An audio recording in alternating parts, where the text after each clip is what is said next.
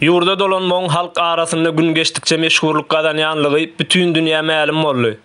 Şol sanly ýurda dolanşygy pursaty öwren Türkmenistanyň Istanbul baş konsullugy we Türkmenistanyň gümrük gullugy dil döwüşip ortaça $2000 garşylygynda Eýranyň üstü bilen may aýynyň 10-berinde 40 adamy Türkmenistana alyp girendiklerini M2 gizli gullugy ma'lum etdi.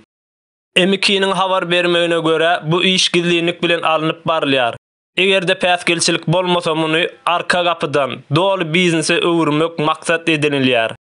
Emma Eýranyň üstü bilen mundan ozal ýurda öz başdak giren 100den gowrak adamyň aýtmagyna göre ortaça $300 çykdagy bolýanlygyny habar beripdiler.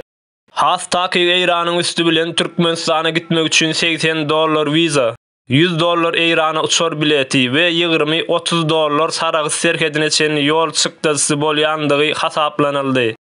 Mundan başga da Türkmenistan, Azerbaýjanyň, Gazagystanyň we Özbegistanyň üstü bilen ýurda gidenleriň sany 300'e goloýlady. Türkmenleriň ady geçen ýurtlardan watanyna girip bilmeginiň sebäbi bolsa, halky serhetden ýygyna gaýtaryp bilmeýänligidir. Umuman aýdanyňda serhede barıp ýetişen ýurda girýär.